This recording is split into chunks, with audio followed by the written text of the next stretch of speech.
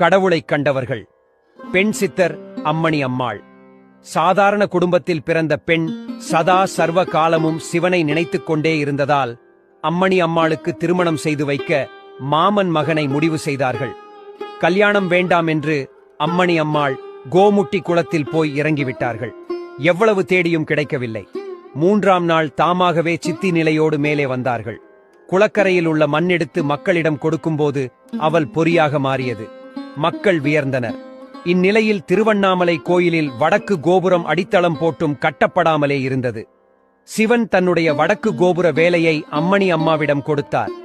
இவரிடம் சக்தி இருப்பதை உணர்ந்த வியாபாரிகளும் பொதுமக்களும் தங்களால் இயன்ற உதவியை செய்து கோபுரத்தை கட்ட உதவினர்.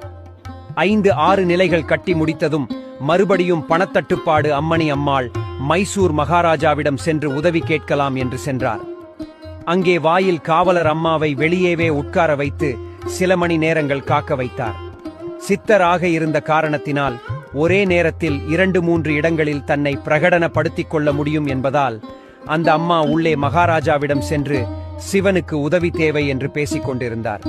அப்போது எதேச்சையாக கவனித்த வாயிற்காவலர், நான் உங்களை உள்ளே விடவில்லையே, எப்படி வந்தீர்கள் என்று கேட்க மன்னர் வெளியே சென்று பார்த்தபோது அந்த அம்மா வெளியேயும் உட்கார்ந்திருந்தார்கள்.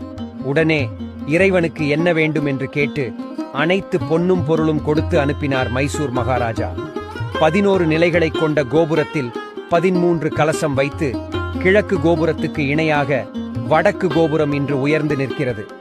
வடக்கு கோபுரத்தில் இருக்கும் அம்மணி அம்மாள் மடத்தில் இன்றளவும் பெண்கள் கர்ப்பப்பை பிரச்சனைக்கு திருநீறு வாங்கி அணிந்தாலும் உள்ளே பருகினாலும் பலன் கிடைக்கும். தன் கோபுரத்தை கட்ட சிவனை ஒரு பெண்ணை தேர்ந்தெடுத்து இருக்கும் அதிசயம்.